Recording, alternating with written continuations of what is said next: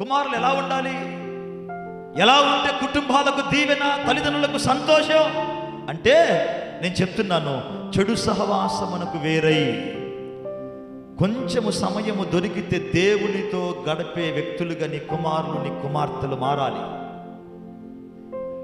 ఎందుకంటే లోకములో పాపం పేట్రేగిపోతుంది, పాపం చలరేగిపోతుంది, పాపమునకు వయస్సుతో భేదం లేదు.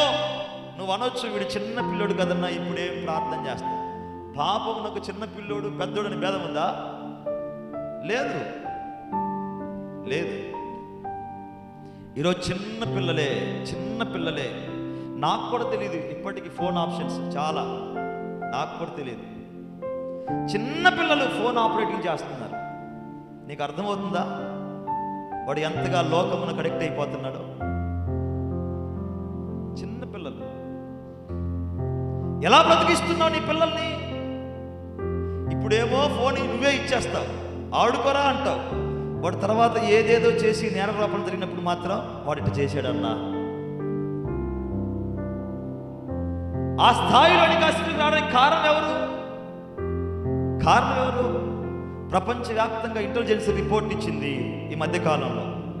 పిల్లలు ఎక్కువగా ఎలా చెడిపోతున్నారు అని వాళ్ళు ఎంక్వైరీ చేస్తే, ప్రపంచవ్యాప్తంగా పిల్లల గురించి స్టడీ చేస్తే వారు ఇచ్చిన స్టేట్మెంట్ ఏంటి తెలుసా? స్నేహాల ద్వారా చెడిపోవటం, లేకపోతే లోకము ద్వారా చెడిపోవటం, లేకపోతే పనుల ద్వారా చెడిపోవటం, ఇంకొకరి ద్వారా చెడిపోవటం, మొత్తం పర్సెంట్ లెక్కేస్తే 100కి 10% అంట. 10%. మరి పిల్లలు ఎక్కువగా ఎలా చెడిపోతున్నారు అంటే 90% పిల్లలు చెడిపోవడానికి కారణం తల్లిదండ్రులేనంట. 90%.